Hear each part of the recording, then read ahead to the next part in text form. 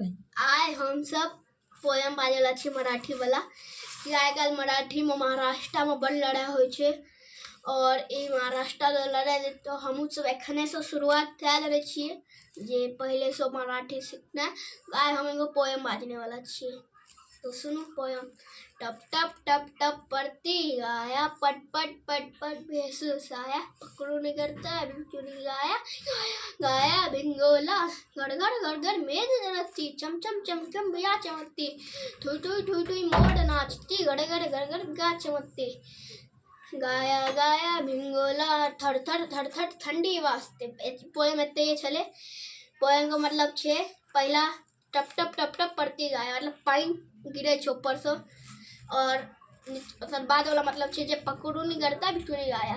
पकड़ नहीं पावे छे बर्फ गिरे छे तो पकड़ नहीं पावे छे ना छूट जाए छे तो है टप टप टप टप पड़ती गाया गाया गाया भिंगोला मतलब भिगई छे पूरा नहाय छे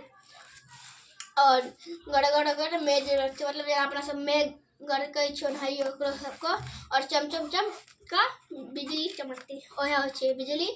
मतलब पूरा चमकई छे तो एते ही छले। और थुई थुई टूटी मोर नाचती मतलब नाचे छो वो बारिश में